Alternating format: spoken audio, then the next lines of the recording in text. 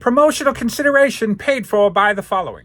Gone are the days of wrestling with our favorite LJN wrestling figures, trying to convince them to stand up. What's a guy to do? I'll tell you what you're supposed to do. You're supposed to get on Etsy and look up 4 Left 3D Creations and get yourself these amazing custom LJN figure stands. There is a custom stand available for every single one of your LJN wrestling superstar figures. Make your display shine by grabbing these custom LJN stands from 4 Left 3D Creations today. Oh, well, good morning, folks. It's Sunday. It's my favorite day of the week, and today is a little less than my favorite day of the week because I hurt my back yesterday bringing down the gigantic 600-inch, 9,000-pound Sylvania TV, and that sucks because I got a bowl today and I need to be on, so I'm trying to not hurt as much. But still a good Sunday, folks. I woke up this morning all by myself and put on Pup Named Scooby-Doo, watched an episode of that. Last night I was down here till about 2 a.m. watching Twilight Zone on the new TV. I am so thrilled to have this, and I came up with a room remodel decision, and I know you people are like, you know what? Why don't you just stop? Because we're over it. Well, just wait. I'm going to save that for the Power Hour tonight because...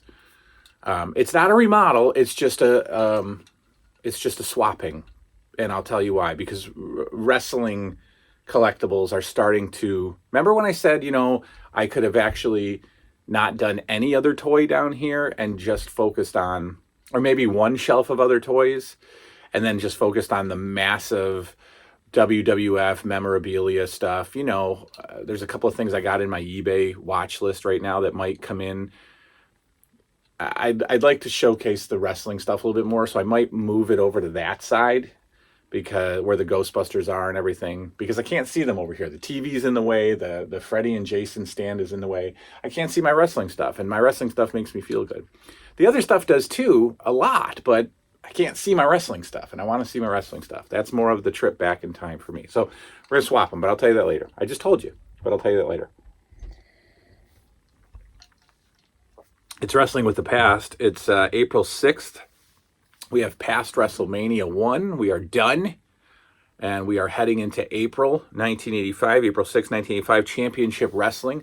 I got a little nervous because what you see with a lot of burned discs is that they skip a lot. So if you have a bad batch of, when you're making the disc, when you're burning the disc originally 20 years ago, if you have a bad batch of discs, or if you have a bad reader, or I don't know what happens, but a lot of these shows just freeze up on me, and I have to wait it out, or I have to try to slowly fast forward so it gets past the freeze spot. A lot of them are unwatchable. I have to find the shows elsewhere, which is a pain. And this one was doing it. April 6, 1985 was doing it. But I actually took some screen cleaner and a cloth, whatever those cloth, microfiber cloth, and cleaned it. And it works perfectly. So maybe that's not a problem. Maybe disc freezing is not a problem. So I'll do that with all the discs going forward. Hopefully get good results. But we've got April 6, 1985. Here we go. Championship Wrestling. AJ Petruzzi teaming up with Matt Bourne. And I'm really liking Matt Bourne.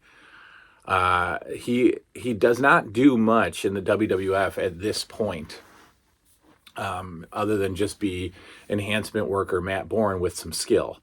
But I like him a lot. I think he would have been, it's kind of hard to package Matt Bourne. Oh, I'm going to try to sit, but I really can't. All these dowel stands that my feet keep hitting. Hopefully that'll work. All right. I don't know how you package Matt Bourne in the WWF, right, as a tough guy. In other smaller territories you can. He can just be a guy. But in WWF, he's got to have something, right? He's got to have some Vinceism. He's got to have something. And I don't know what they would do in '85, but I like him a lot. So it's AJ Petruzzi and Matt Bourne against the British Bulldogs. And there's, this 95% of the show, of the channel, is about a feeling that's so hard to describe. But the British Bulldogs in '85 are that feeling of childhood, of LJN, of just, I don't know, just Saturday morning. The British Bulldogs are Saturday mornings. They come out, they're taking on Petruzzi and Bourne. They're so fast. The Bulldogs are so great. They're so fast. Dynamite Kid is just an anomaly. Dynamite Kid is a special wrestler. Forget about not being a good guy. I don't care about that. Dynamite Kid is just incredible to watch. He's so, it's not even, you can't even describe him as fast. He's instant. Dynamite Kid has instantaneous moves. Where he seems to he's just doing them. He doesn't start, he's just doing them. All right, so Matt Bourne gets a little offense on Dynamite Kid, but mostly Bulldogs just showcasing their stuff. What I'm talking about, instantaneous moves, is the snap suplex from Dynamite Kid and then the ensuing snap elbow. You've seen the snap elbow multiple times before, or multiple times since, but Dynamite Kid just does it so good. Davey comes in. Davey's fine. Davey looks good. I don't think he's as, I don't know.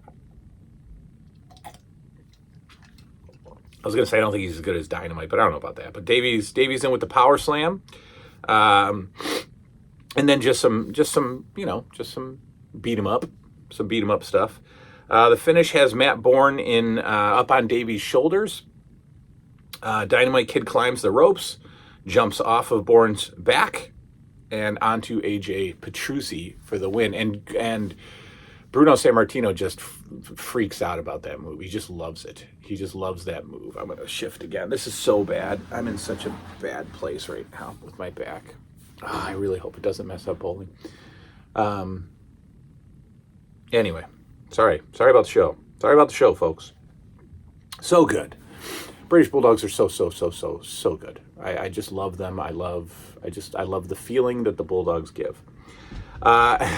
Something I noticed, Like a Virgin, Madonna's Like a Virgin is the end of match bumper music. And again, there's nothing that can bring you back to Saturday mornings sitting on your living room floor, not with a bad back, and just watching wrestling. Like a Virgin is the bumper. And the bumper takes us to an update with blah, blah, blah. Update with Lord Alfred Hayes, folks, as he updates us on the status of Paul Orndorff. Now, this update has nothing from Paul Orndorff. It's just Lord Alfred talking. And then he throws it to Mean Gene, who's at the interview set, but no interview. He's just talking. So basically, Mean Gene is saying, he's recapping the main event, how everybody left him. And then he says, and as Orndorff was getting up and leaving the ring, he was quoted as saying, "Looks like I have no friends now." That's what somebody picked up from Orndorff as he was sadly walking back to the dressing room of WrestleMania. Guess I have no friends now.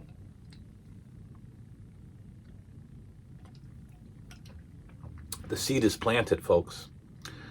We have a commercial for the WWF magazine. That's pretty cool. Don Morocco versus first-timer Billy Mack. And Mack looks pretty decent. He looks kind of like a thicker Rick Steiner. I don't know, kind of like a Scott Norton in between kind of deal. Looks okay. Looks like a, and I hate that they put these, it's not an equal looking match, right? And I'll get to that in a minute. I'll get to that with Ricky Steamboat. But we have Billy Mack, who looks like he can handle himself, and he's taking on Don Morocco, and Morocco just dominates him. which I love. I mean, I love Morocco, don't get me wrong, but I just, I don't, it doesn't make a ton of sense that Billy Mack would not be getting in some offense, right? But I guess in this role, he's a good guy enhancement. So would a good guy enhancement just get beat up and a bad guy enhancement would get some offense in? I don't know. Morocco hits a nice drop kick, which I don't think I see too often by him. And then he hits it then he hits the front suplex. So instead of going up and going back, Don Morocco does the front face first suplex or front face suplex, whatever it is. Face front suplex. I'm going to keep trying, coming up with different. And then from there, nevertheless, we have the tombstone, which is unnamed. It's just, and every week Bruno's like, can't get the, there's a incredible move. He really pile drive, really reverse. It's a reverse pile driver. Very good. Every week, he can't figure out what to call it. But do you know what's good about 85 wrestling, folks? It doesn't have to have a name. Doesn't have to have a name. Doesn't have to be the big kahuna or whatever, Morocco, whatever, Surf's Up, the Beach Blast. It doesn't have to be something stupid like it is now. It can just be, that looks like a reverse pile driver. That's all it needs to be. We have an interview with Tito Santana. WrestleMania is over, and Greg Valentine, I'm still watching you, Greg Valentine.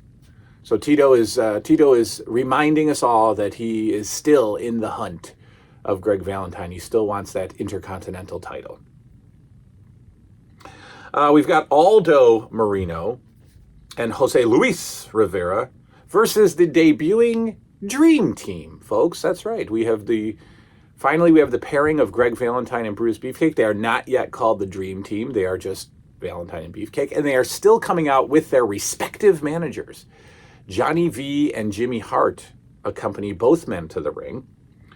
I think, so how does this work? I think Valentine is sold to Johnny V because Johnny V manages the Dream Team. So Hart's out at some point. And I guess we'll hear about that. Is there a trade? Does Johnny V give Jimmy Hart anybody? I was going to say Bundy. That's not even close. Yeah, how does that work? How does Johnny V get the contract of Greg Valentine from Jimmy Hart? We'll have to find out. Some early offense from Rivera before Valentine takes over. Honestly, they look great together. I don't mind Brutus Beefcake at this point. I kind of like Brutus Beefcake at this point, and Greg Valentine is just always awesome. And they're okay together. It's an odd pairing, and I don't know who, what the logic was, but it's great. It's great. Valentine hits the body slam and a suplex before tagging in Beefcake, who then hits the flying knee for the win. So what happens is Valentine tags in Beefcake, but still has, I think, Rivera. And as Beefcake's coming in, Valentine whips Rivera into the ropes, does a drop down, Rivera up over Valentine, and as he's jumping over Valentine, Beefcake hits the knee, and it's just so nice. I love that finishing move. I do. All right, we've got an interview with Don Morocco next. He's so great. Don Morocco calls himself the Prince of Darkness, which I think is such an odd, nickname for just a regular fella. You know what I mean? Like the Prince of Darkness, Don Morocco. You'd think of like Kevin Sullivan or Kamala or Abdul the Butch, but Don Morocco. And he talks about his interviews are so good and so odd. And he's talking about how there's diseases in the WWF, and those diseases are named Hulk Hogan and Tito Santana and Ricky Steamboat and JYD. It's fun. But he's kind of got Mean Gene cracking up a little bit because last year last year when Morocco, or whatever, when earlier, yeah, it was last year, it was 84. When Morocco's in Hawaii, he's coming back, he does an interview with Mean Gene and basically says that when Mean Gene was visiting him in Hawaii, he cheated on his wife.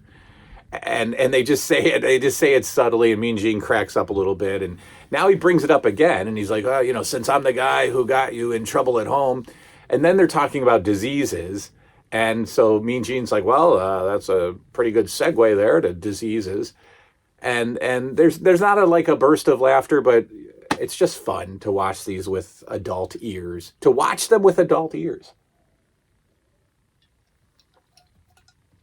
You know what I mean? We have the debuting Jim Haley as he takes on Ricky Steamboat. Haley all over the steamer in the beginning, and I'd say the ratio-wise, Haley dominates this match. Haley has more control than Ricky Steamboat in this match, and that goes back to my first point because Jim Haley's a big guy. He's a big guy, and Ricky Steamboat isn't. So Ricky Steamboat being and this is all assumption, but being the genius that he is, being the ring general that he is, goes up to Jim Haley in the old backstage and goes, look, you're 300 pounds. Beat the heck out of me. Throw me around the ring. I'll come back a few times and I'll hit the flying. And I love it. I love it. And what a rub, as they say, for Jim Haley, you know, who comes in, first time I've seen him on any TV, comes in, you've got Ricky Steamboat, you know, coming over to you while you're, you know, nervously tying up your boots and going, beat me up. You're bigger than me. I love it. I love it. Is that what happened? I don't know. But I love it. I like to think that I know. Steamboat fights back with chops and a back suplex before Haley takes back over and beats him up some more.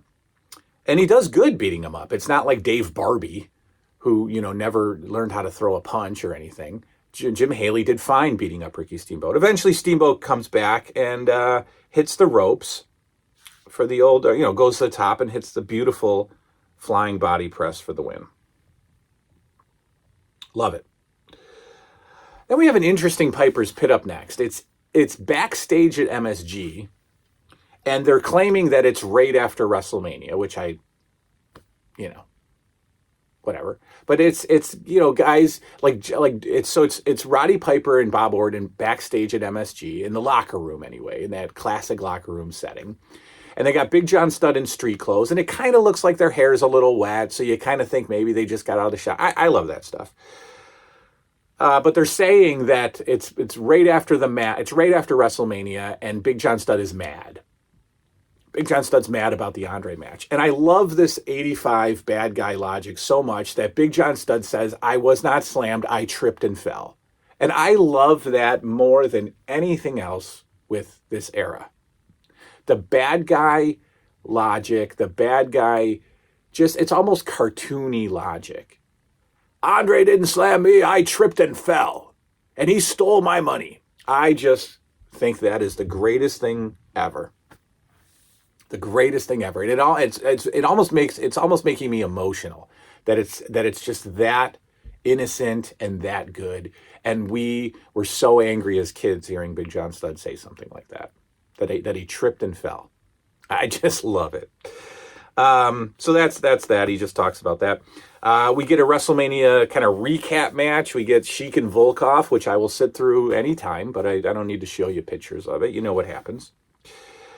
Then we have a returning from the dead Bob Wade. Now, you'll remember that Bob Wade was actually killed in his match with David Sammartino a few weeks ago. Well, he's back from the dead. Looks good for a zombie. He's teaming up with, again, a top-notch enhancement guy, Rusty Brooks. And they're taking on Tito Santana and Junkyard Dog. I think for the next few weeks, we get a couple of random tag teams. I think Tito teams with Blackjack Mulligan coming up soon too, I think. And then maybe Ricky, Steamboat, and Dog. I don't know. Because I think Jimmy Snuka's kind of gone now. I'm pretty sure we've seen the last of Jimmy Snuka. We'll see. So the whole Steamboat Snuka thing is over. Look, Junkyard Dog matches are always fun. they're growing on me so much, dancing and just being silly dog in the ring. And, of course we get the headbutt. We get the headbutt on the ground, the all fours headbutt. Quick tags from Dog and Tito. The bad guys get some offense on Tito. Rusty Brooks gets some good looking offense on Tito Santana. Dog hits the big clothesline again, which is such an LJN childhood reminder. He whips the guy into the ropes. Then he hits the ropes so dramatically himself and then comes off with like the most zero momentum clothesline ever. And the guy just falls down. I love it. I love it. He hits the big clothesline on Wade, tags in Tito, who then slaps on the figure four for the win. And then outside of the ring, Junkyard Dog and Tito Santana pull an old lady over the barrier, an old, 70, 80-year-old woman, and they dance with her, which is nice and odd, but great stuff, folks. I love it. The show concludes from there with another Mean Gene interview. This time with, again, I don't get this. This time with Jimmy Hart, Johnny V, and Bobby Heenan. It's called the Managers Forum, and it's nothing but it just sort of a completely no point interview with Johnny V ruining it. I hate Johnny V. I truly hate Johnny V. He's a horrible talker. He says nothing, and then he's standing next to somebody with the most brilliant mind in wrestling, Bobby Heenan. And Bobby's kind of smirking at him as Johnny V goes off on, I'll tell you what, you go down to South Philly, you get a hot dog, you see me over there with the can on my head, and you know what that means. And that's not what he said. That's what I just said. And Heenan's smirking at him, and then Heenan gets a chance to talk, and he's brilliant. And Jimmy Hart's just in the background, doesn't say anything. He's just laughing the whole time. I don't know what the point of that interview was. They didn't say anything about their guys. They didn't say anything about the feud. They didn't say anything. It was just three managers just talking. Like the B-roll actually made the show. I don't know. And that's it. That's it. There's your wrestling. There's your wrestling with the past. And my back is humming, folks. There's the wrestling with the past. We do a April 6th. What's the one in Brantford? Why am I not? Why? So Championship Wrestling and All-Star Wrestling. Don't know why that went away.